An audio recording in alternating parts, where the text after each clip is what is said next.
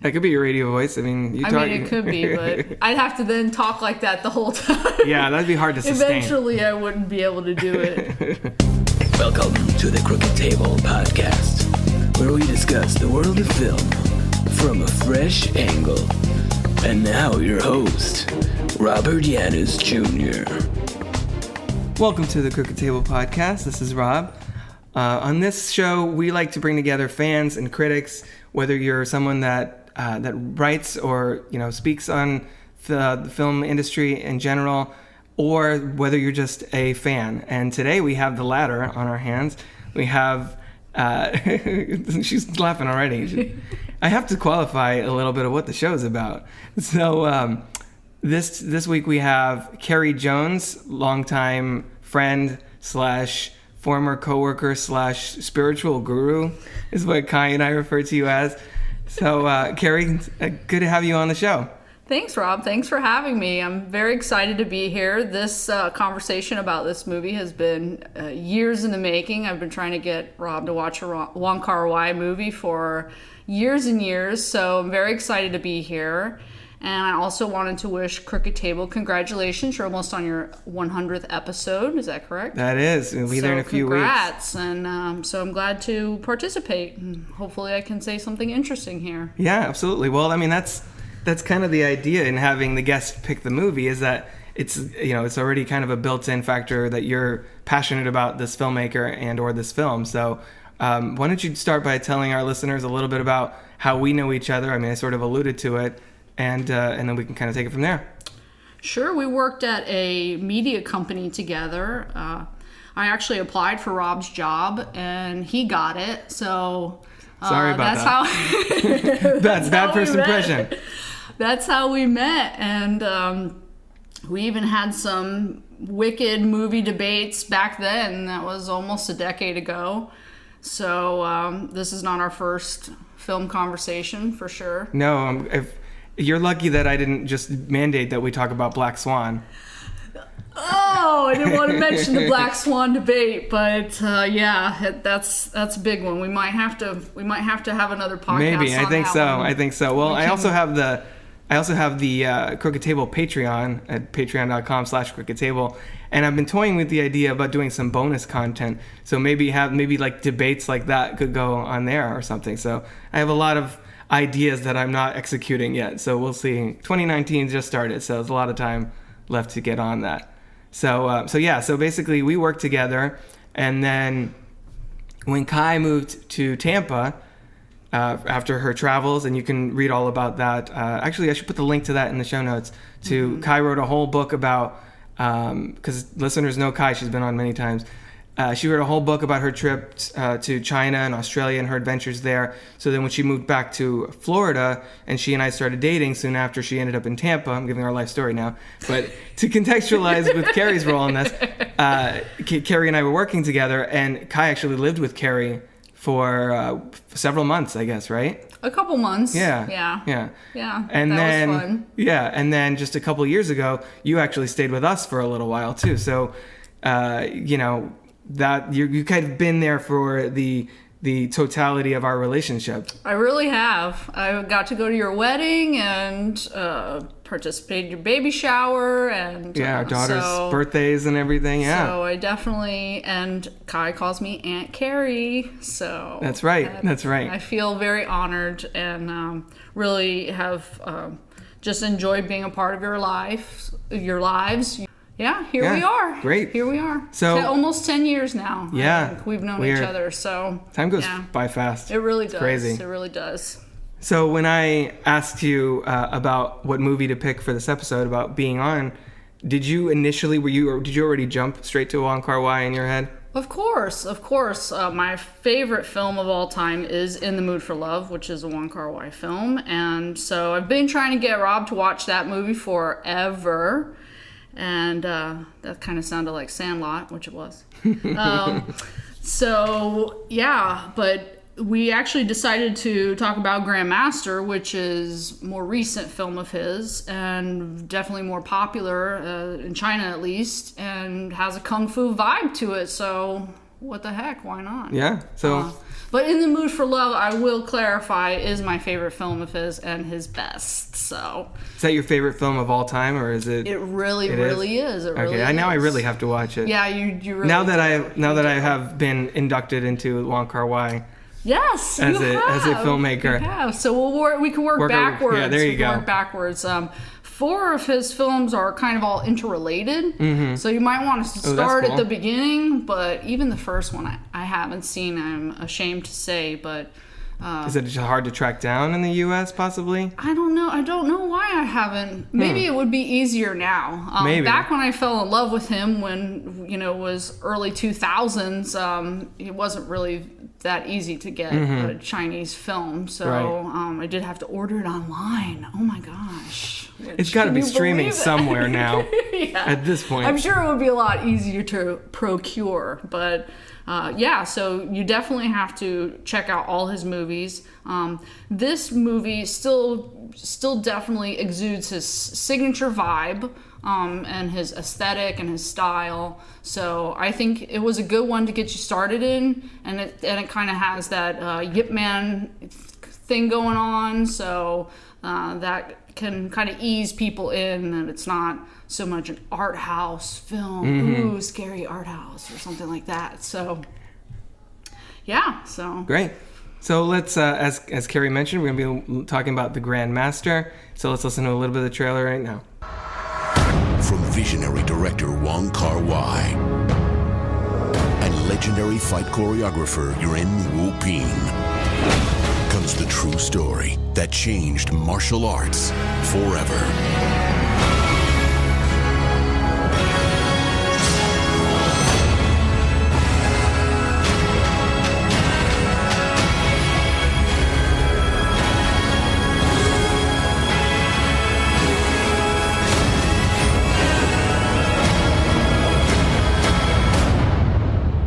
Grandmaster. So that was a little bit of the trailer for the Grandmaster. As you might suspect for a foreign language film, it's very heavy on the narration, and it's always weird to me when I understand why, but it's always weird to me when studios sell either foreign language films or musicals without really denoting, without really revealing anything about the kind of movie it is.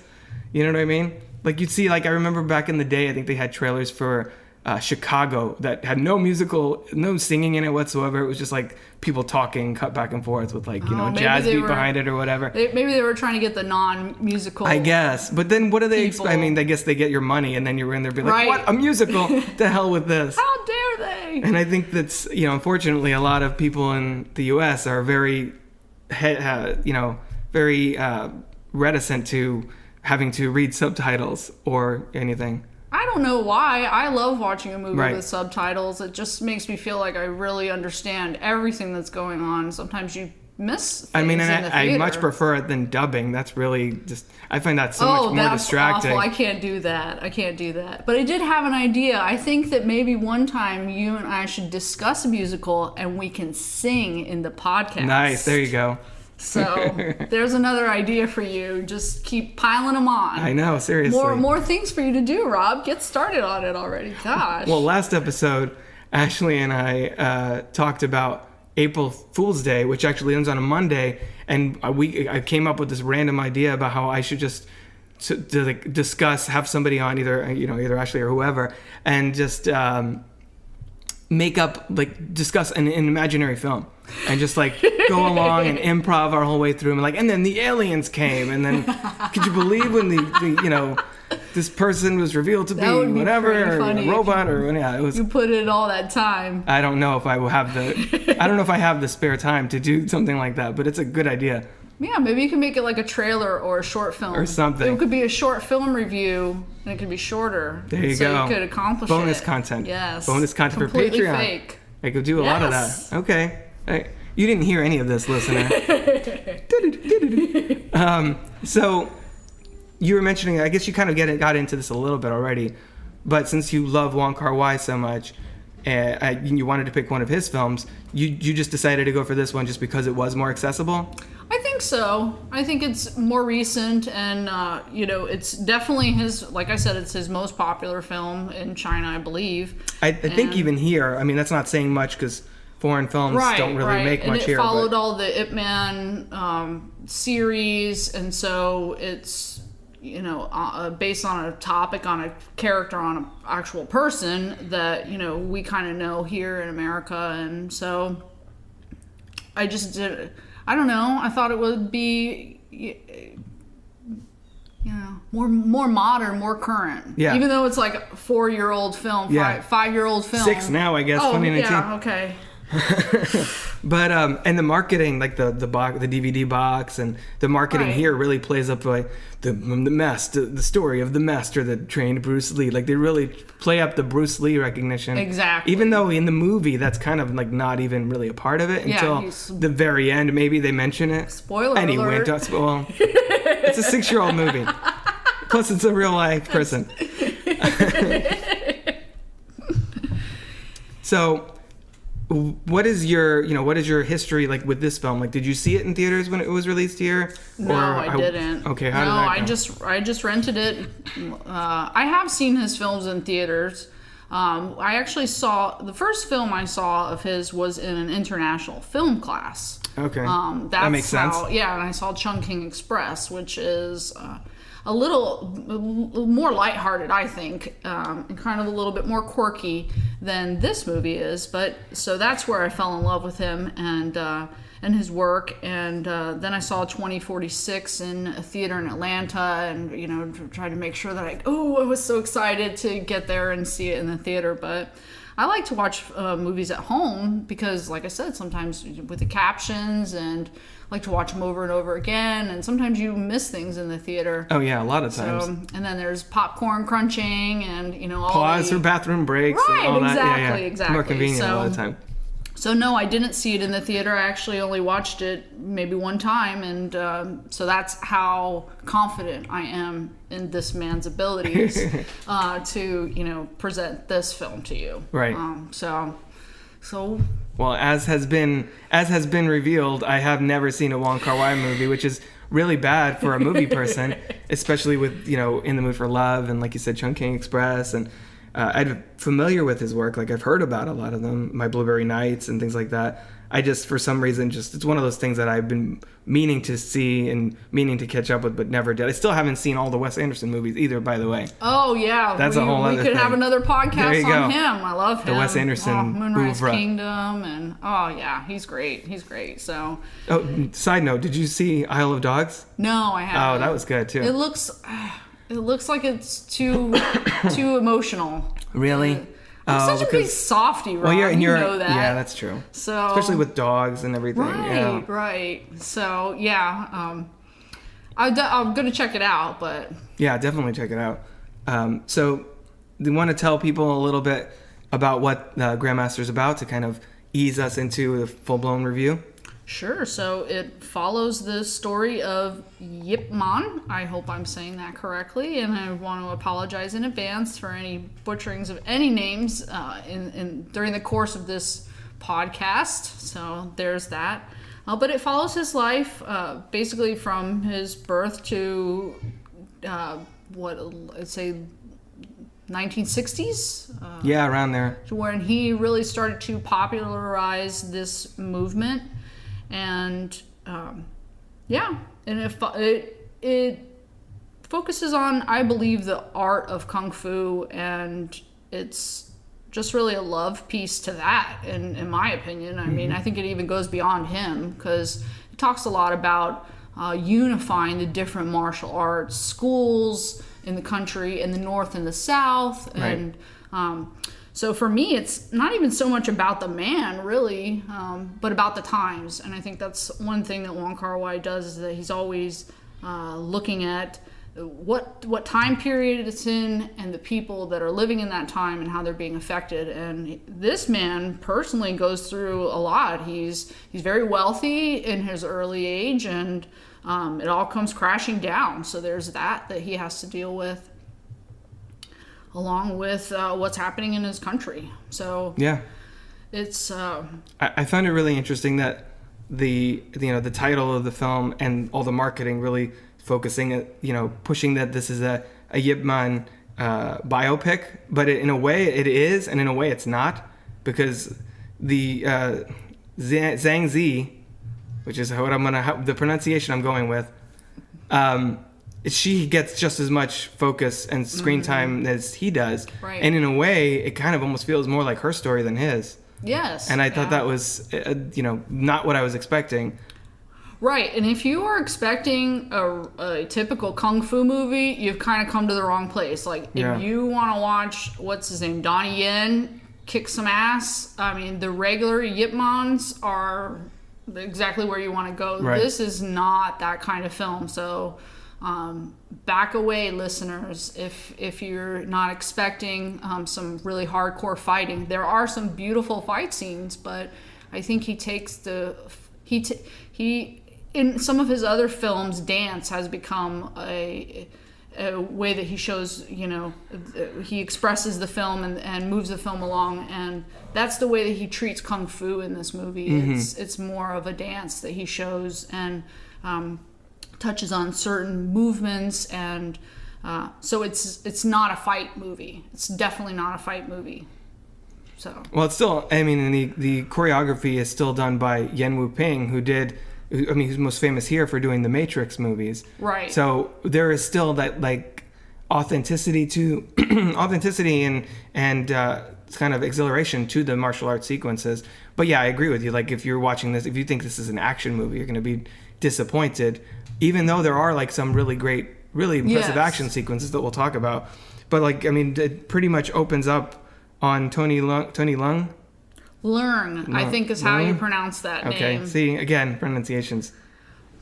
We're white people. We don't know how to say their names properly. It's our bad, not theirs. Respectfully. Yes, exactly. That's what I mean. I don't want it to sound like we're minimalizing. We're trying. So it opens up on Yip Man in fighting the fight in the rain. I think is pretty much the very beginning. Which, of course, all I was noticing, what a cool hat he's got on.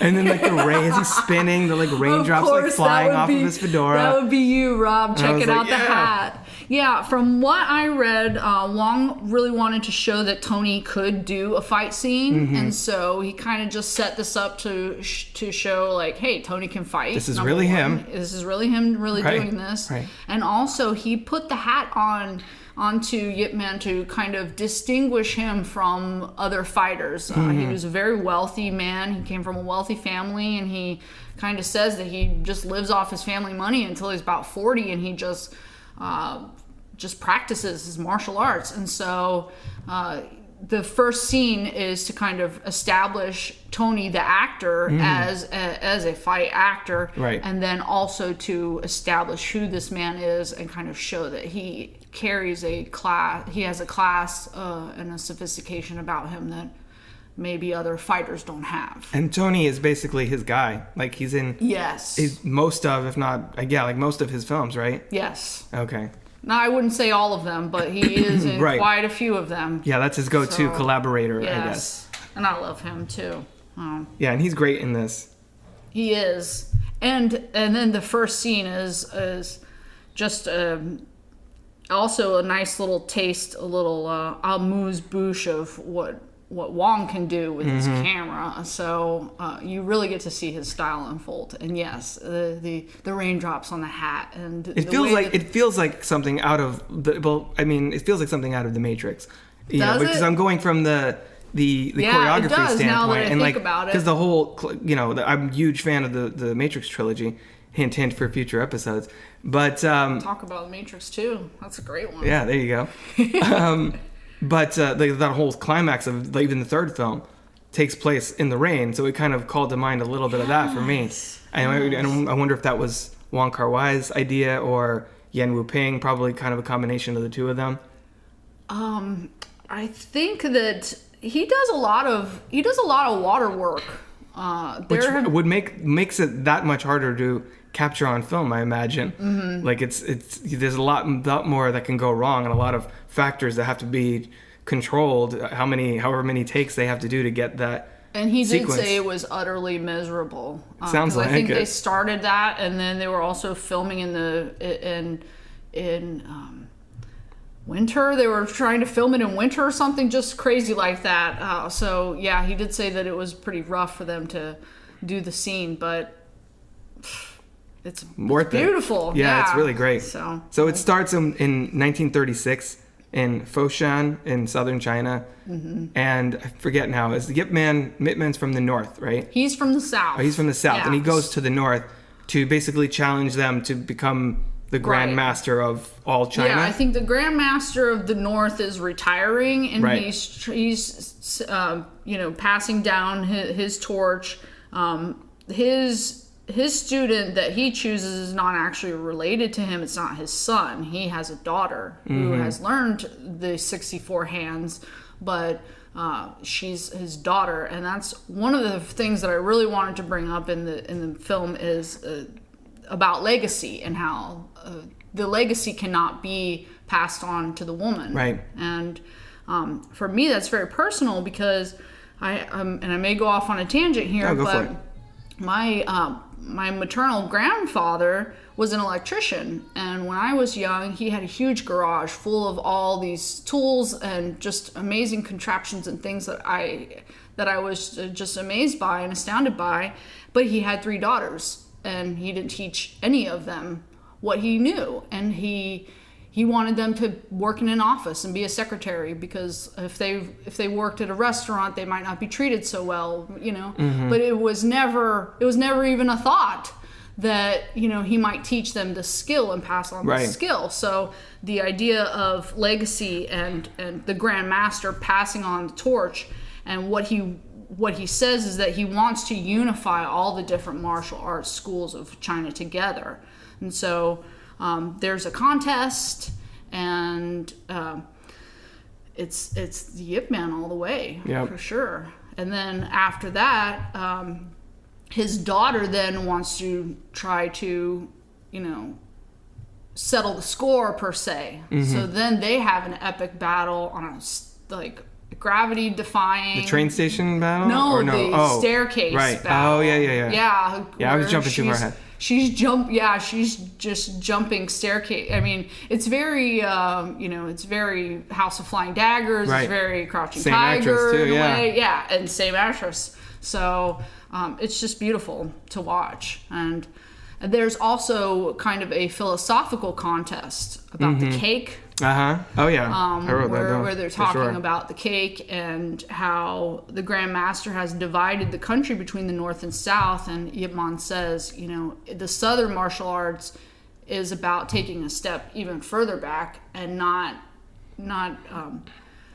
pigeonholing our perception into an either or division. And how he talks about the Southern martial arts are much bigger than that. And then he went. Because the North kind of looks down on the South techniques, I think, a little bit, right? I think they all look down on each other's techniques, and which I don't understand, because if Well, I mean, not to get into all of this, but it's like that. And look at religion or politics. Like everybody's this is kind of in a way their religion. You're right. The martial arts, and it's a lifestyle for them. It's not just, look, I could do this cool move.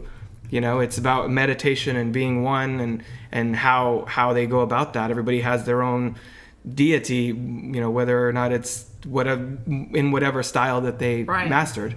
Right.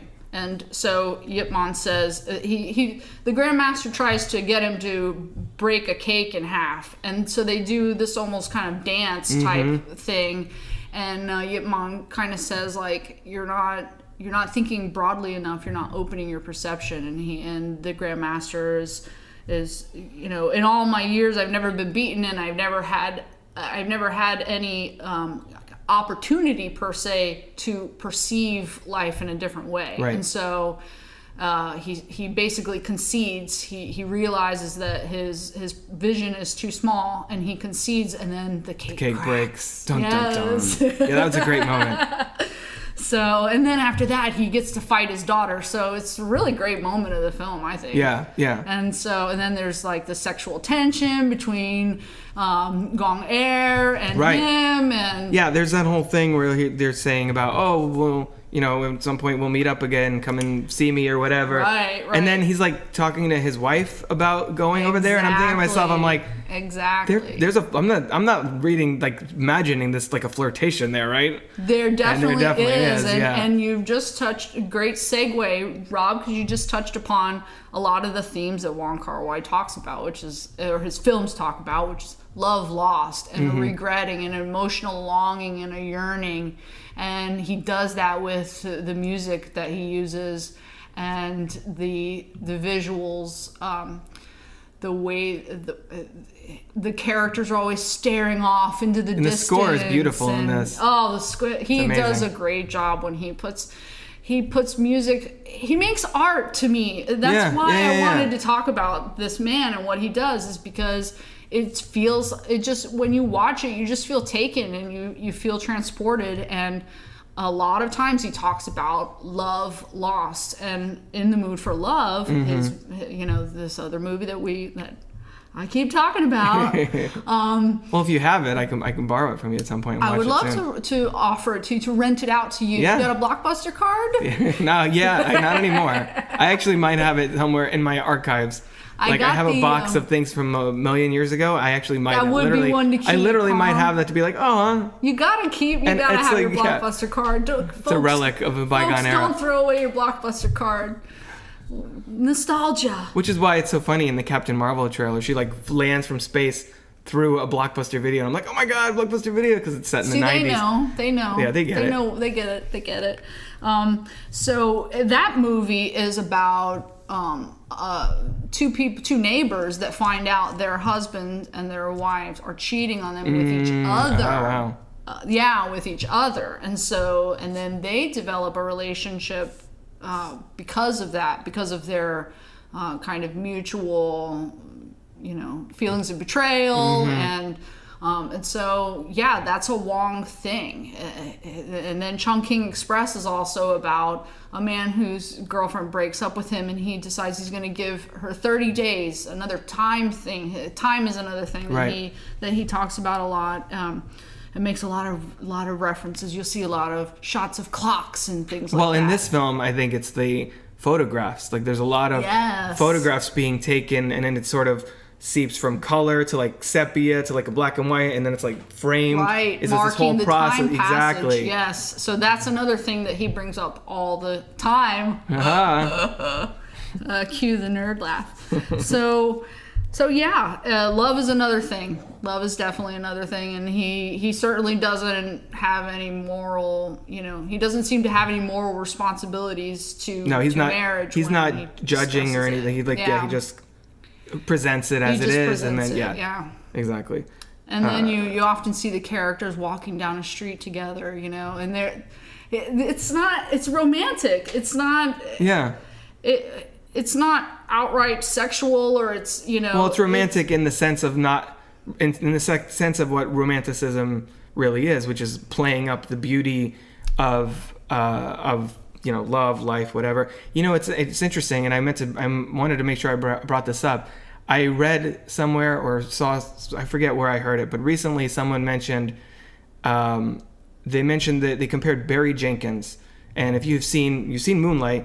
And I don't think you've seen If Beale Street Could Talk, which is, I don't know if it's out theatrically here.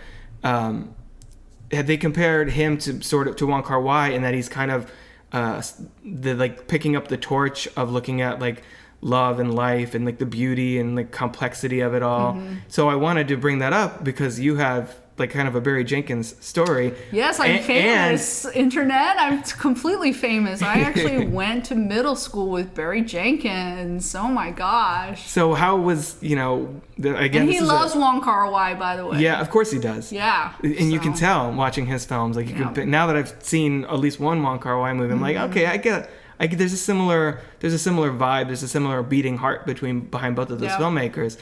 So you're gonna have feelings, folks. There are gonna be feelings, and you're gonna feel them, and that's what he's all about, and that's what I love. There's always there's this longing, there's this mystery, there's this questioning, or did I do the right thing in the past? Right. What should I do in the future?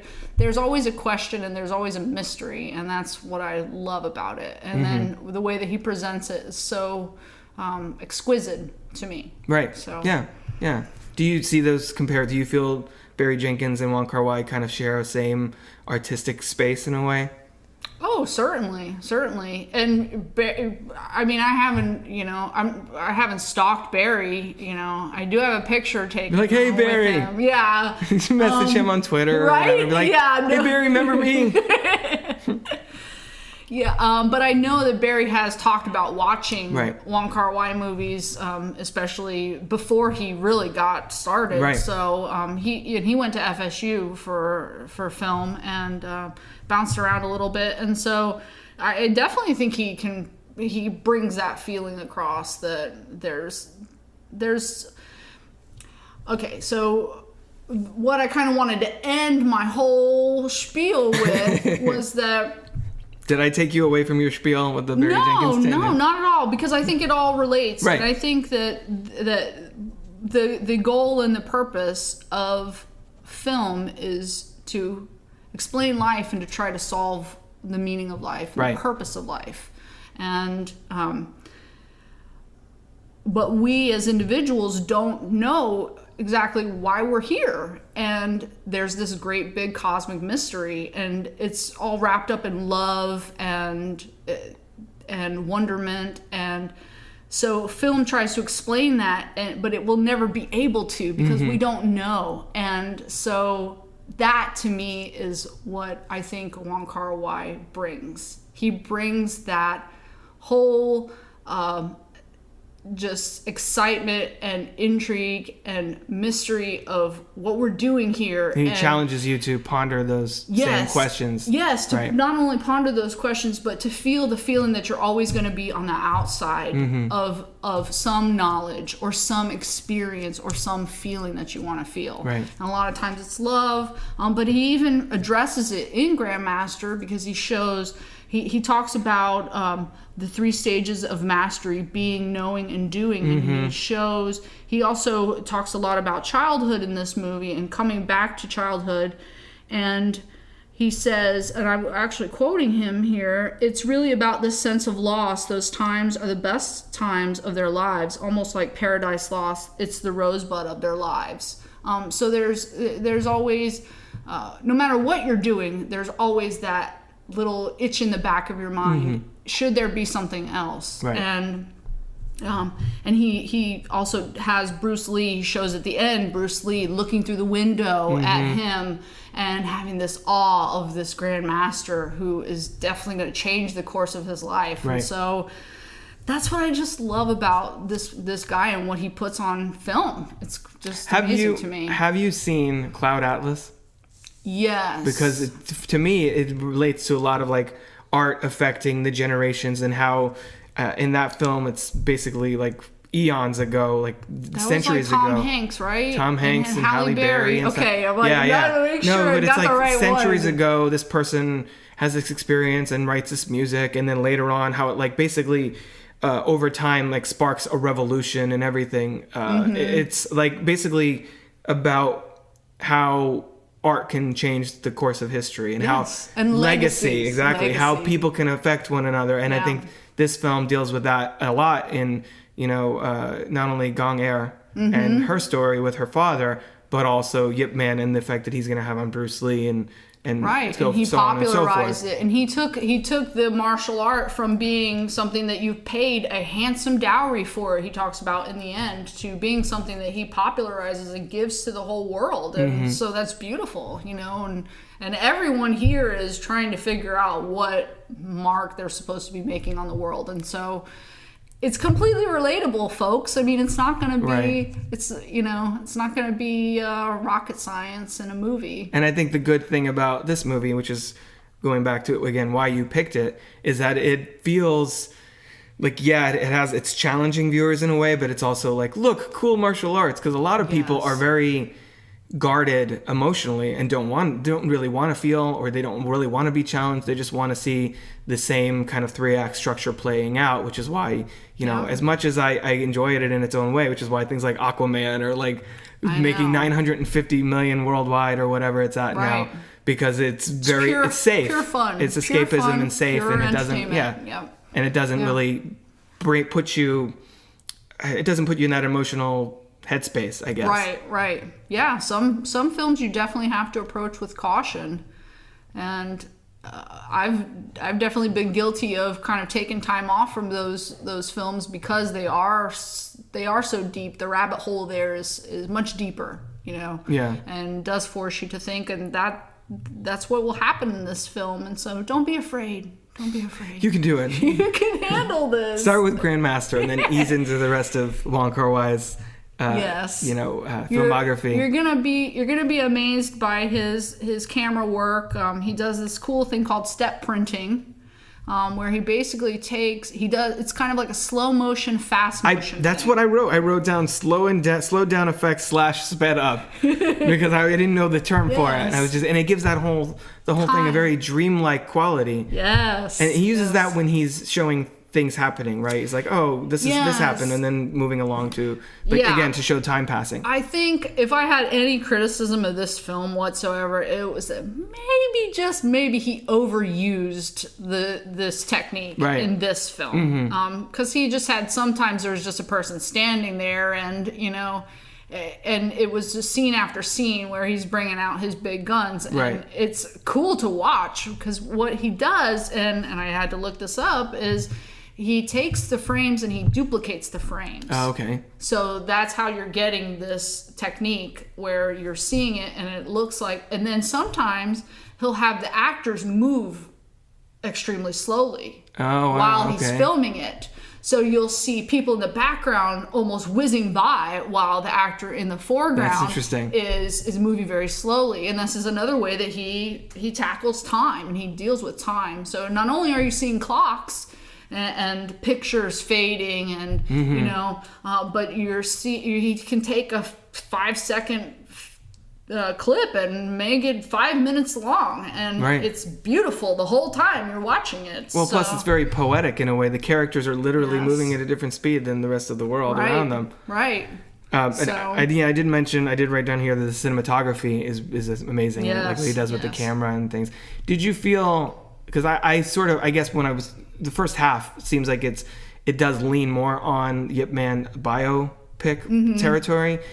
Did you feel that like his family life kind of got short shrift, because there was like very, very much a montage of, and I had my wife and my kids, and then that's it, and then that's what happened. I'm like, oh, okay. Well, there's two factors I think that complicate that. Is the Chinese version of this film is 130 minutes long. I wrote that. I was going to mention that too. Look at that! I'm hitting all his notes. This is like, and that's like basically a half hour longer than this. Right. And the movie already feels kind of long when you're in it, because it is so heavy. I feel it's not heavy, but it's heavy and light in its own way. Right.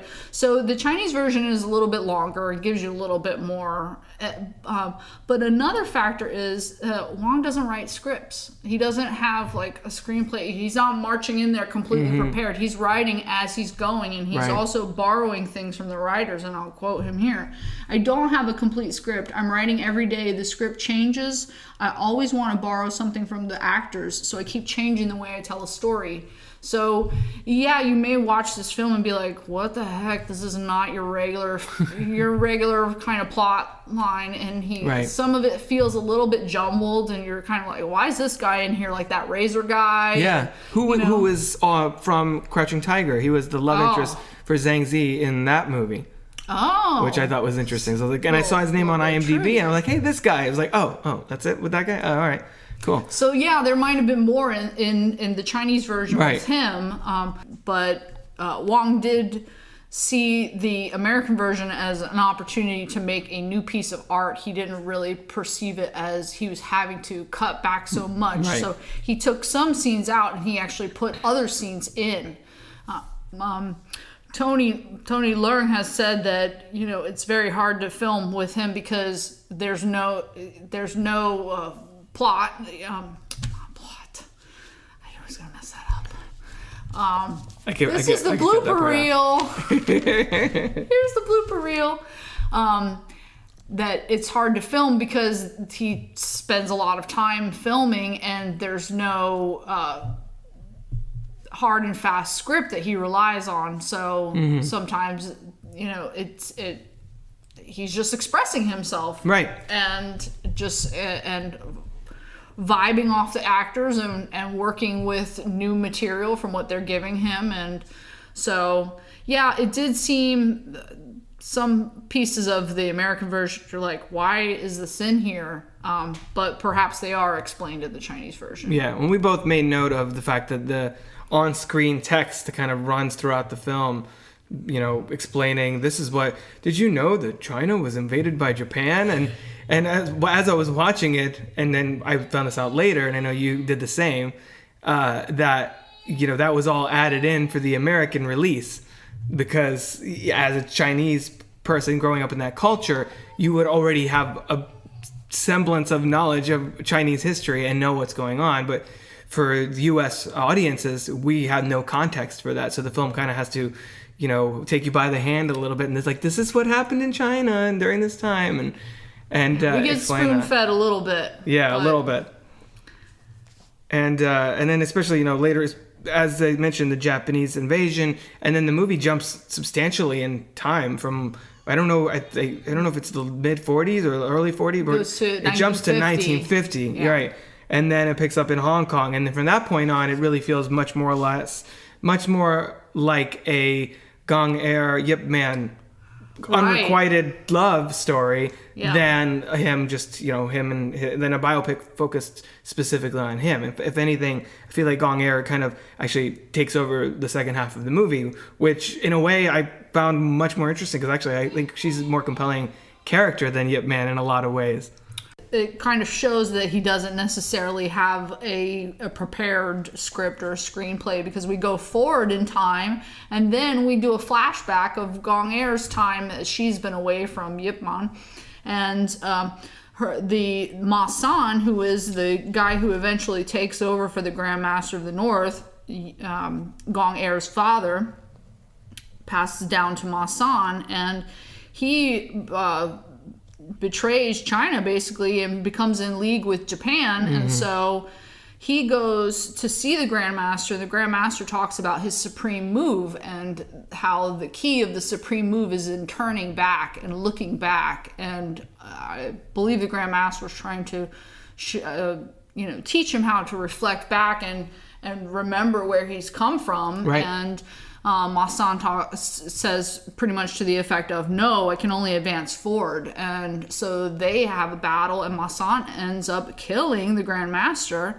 So Gong Er has to avenge her father, and also in doing so, she swears this vow to the Buddha that she will not marry, she will not have children, and she will not teach anyone the 64 hands, which is their special Wong family style of fighting, or Gong family. And then we move forward with what goes on in her avenging, and we get to the beautiful train scene that I hope were that was great, aghast at, because it was great. So beautiful. Because it's not only she has, I don't know if I remember if it's her or her like bodyguard or whatever, but there's that part. Man. Yeah, there's that part that happens where somebody is just slashing at the enemies, and there's like the cotton from their clothes is kind of spewing off, sort of like almost like blood. Oh, that kind of thing. And then there's the fight with her and Ma San near the train, where they're like threatening to, like, they're holding each other's heads like towards the train, and it was a really cool, visually dynamic, and probably the most stirring action sequence in the film. I agree.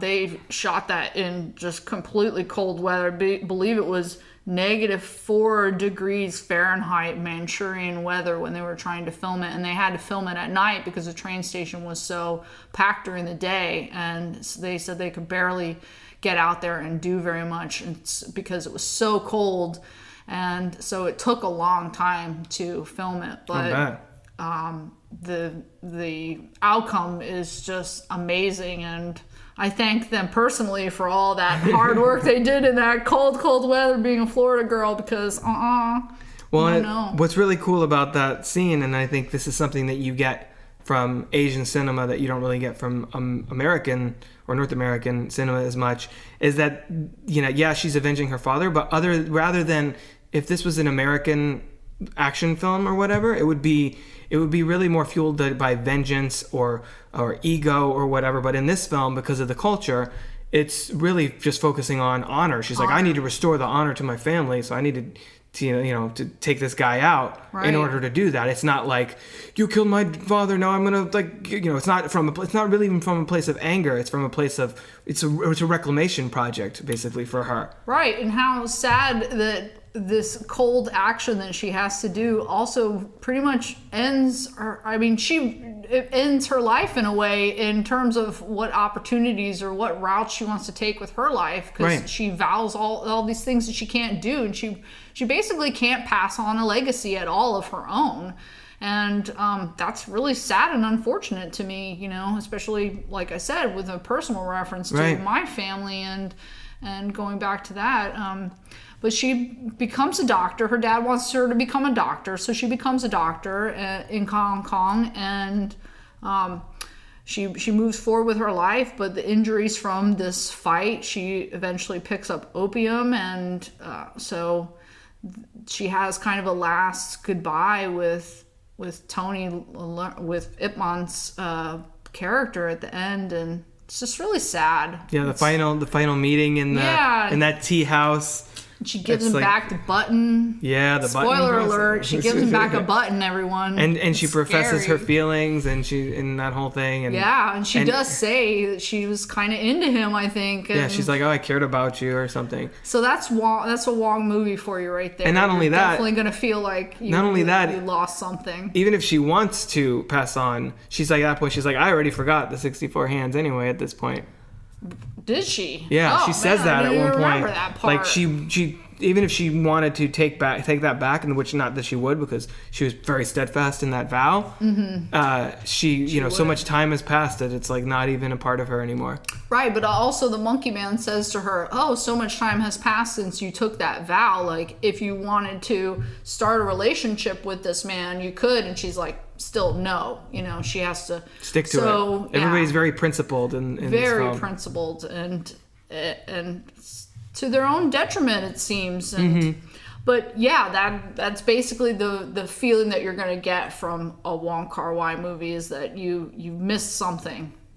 Somewhere along some line you missed something, or in the future you're going to miss something, and you're always going to be on the outside of some aspect of life that may have brought fulfillment. Missed opportunities, all the shots you didn't take, etc., etc. Yes. So yeah, and I even wrote down here about how much the film is about legacy, which we were talking about. Yeah. And it's not really a traditional biopic, and about the gender bias, like you were saying. And I mean, that's an inextricable part of Chinese culture in general. But it also makes the film feel really kind of timeless in a way, because unfortunately that is still an issue that is universal, really, not specific to China. Like, even in this country, we're obviously dealing with the Me Too movement and all the stuff in this country with gender bias and things like that. And I think that the film really handles that. It's kind of a delicate fashion, and it makes me think of there's a film that is nominated, Golden Globe winning performance from Glenn Close, called The Wife, which you'd probably enjoy, because in that film it's very much about her kind of taking the back seat so that her husband can succeed and all that stuff, and the role that she plays in their marriage within that context. And it kind of examines like the traditional gender role of like, the wife, she's just a supportive wife that stands in the background, where her husband achieves all these different things. And this film kind of had echoes of that sort of theme as well. Right. Even though it's, what did we say, 5 or 6 years old at this point? Yeah, 6 years old. So it's got some current themes to it. And, yeah. I like the at the end of the film, I guess, denouement of how Wing Chun lives on, and he actually even addresses directly, like, to the audience, what's your style? Like, how do you live your, basically, I guess, kind of making you, what's your philosophy? How do you live your life? What's your code of honor? Because everybody in this movie has a very specific, It has one. Yeah, they have a code everybody of honor, in this movie so you better have one too. Exactly. Gentle viewers. Know listeners. what you stand for. Know Right. what you're willing to do, and all this other stuff. Like everybody has a set moral code in this film, and I think kind of throws the focus over to the audience to be like, well, what how do you live your life? What's your style? And I thought that was kind of an interesting way to turn the mirror. I mean, as you said, Yes. that's what Wong Kar-wai's thing is already. I mean, that's what all real art, especially in cinema, is like literally showing reflections of the world that we know and what we know about ourselves on screen. And the fact that he addressed that so directly, I thought was really kind of clever.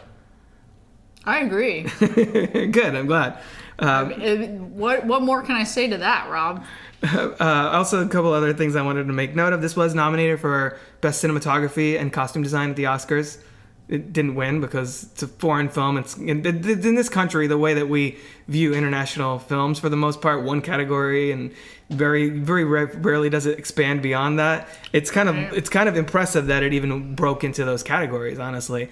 Because we're very myopic in our view of American film, and that's something that, as a film critic, that I'm always trying to work on. Like when I did the 2018 holiday binge, where I watched 31 films and reviewed them in the month of December, I tried to weave in. I tried to What an undertaking! It was an undertaking, which is why I kept feeling like I was constantly behind.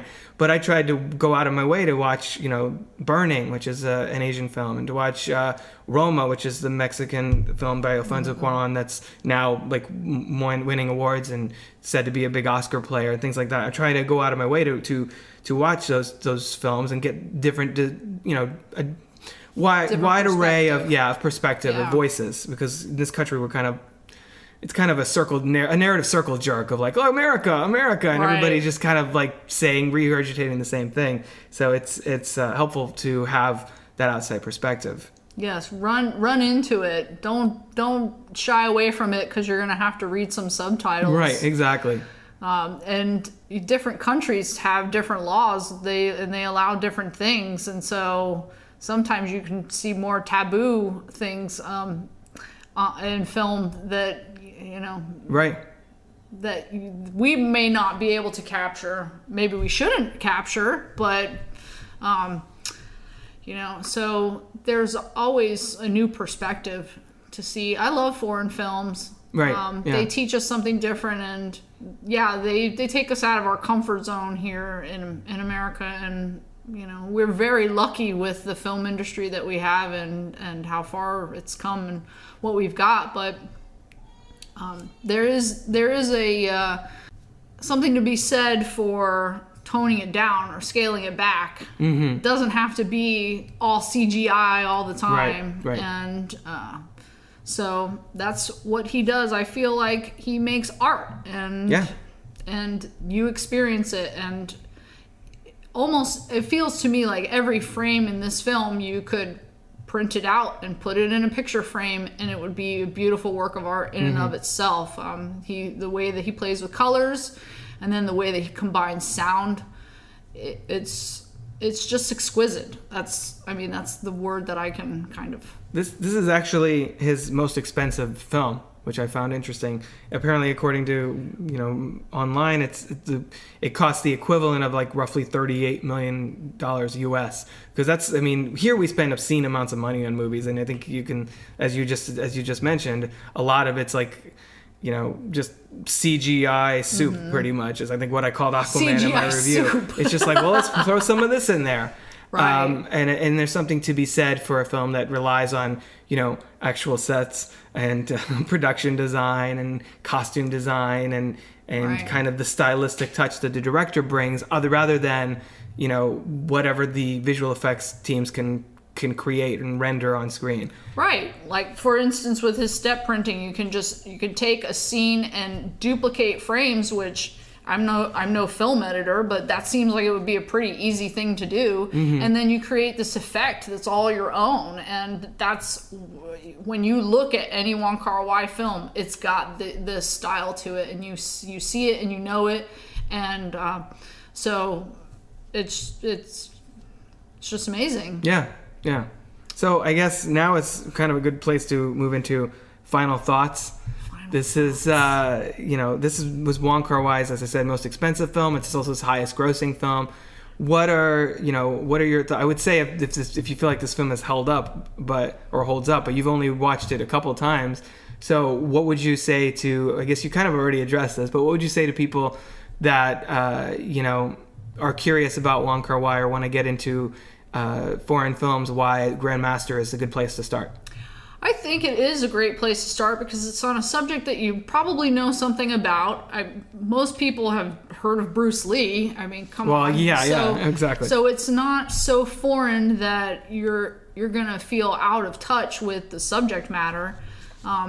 And as we discussed, there are current themes that we're tackling now that they were tackling back then, and we're still trying to work on them. And if anything, it's a feast for the eyes. It's stunningly beautiful to watch. The sets that they've used, the headaches that they went through to shoot this film. It took 22 months for them to shoot. Wow. It shows. And yeah, it may not be 38 million in green screen and CGI, but right.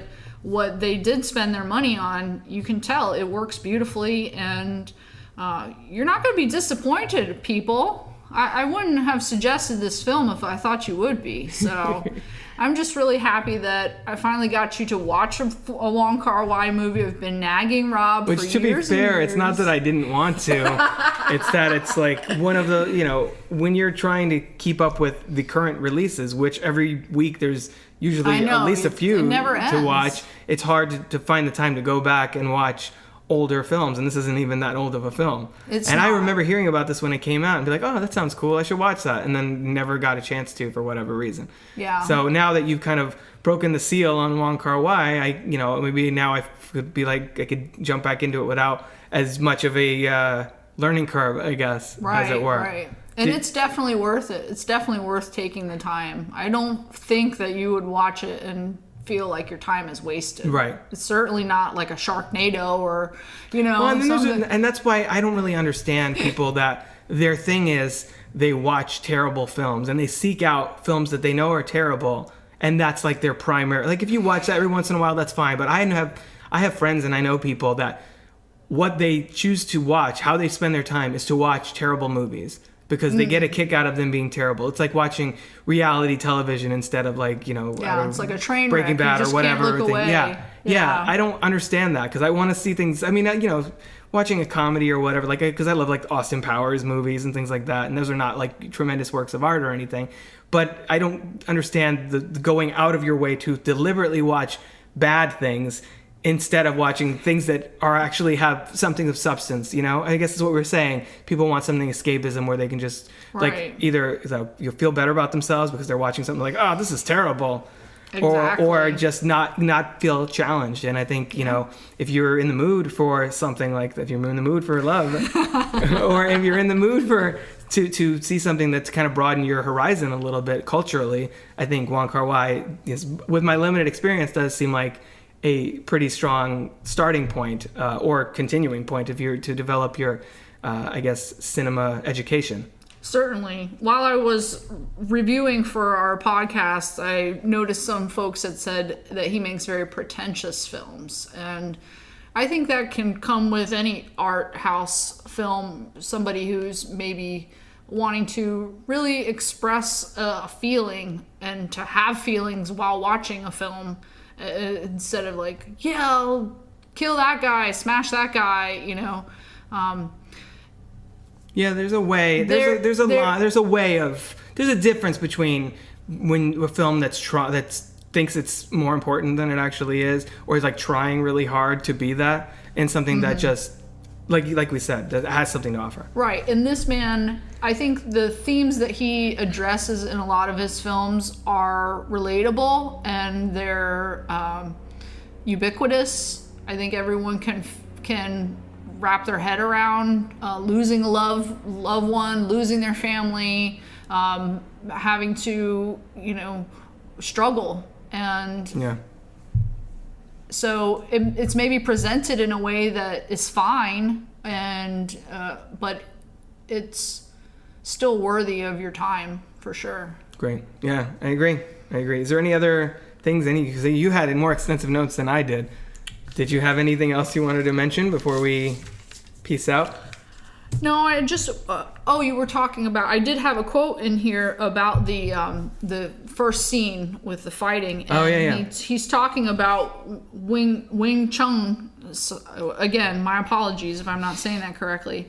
But in the movie, they talk about how that martial art only has 3 different moves, basically, like basic moves, and how there's a lot more flowery martial arts schools that you could work with. He says Wing Chun is not actually very eye-pleasing, but when you shoot it at like 500 frames per second, you can actually see how these raindrops interact with the actions, and it's very beautiful. Yeah. And that's what it's all about. He is about putting a microscope on moments in time and making art and making beauty out of them, even if they're finite and fleeting. Yeah. And so go see a Wong Kar-wai movie, people. If I haven't done enough to convince you, then I will just order it and demand it. Do it. And you will be happy, and you can thank me later on my next podcast with Rob. That's a perfect note to go out on. Kerri, thank you so much for being on the Crooked Table podcast. I've had a great time. We'll have to do this again, possibly Yes. Wong Kar-wai, or like I said, having a Black Swan debate would be good bonus content for the Patreon. So we'll have to see what we can come up with. Okay, I'm ready. Let's do it. All right, great. Thanks. If you're interested in joining me on the show to chat about one of your favorite films, head on over to crookedtable.com/guest. Or you can consider supporting the show at patreon.com/crookedtable. Of course, you can always find more podcasts, reviews, videos, and other movie-related goodies over at crookedtable.com. Until next time, this has been the Crooked Table Podcast, and I've been Rob. This has been a production of crookedtable.com. All rights reserved.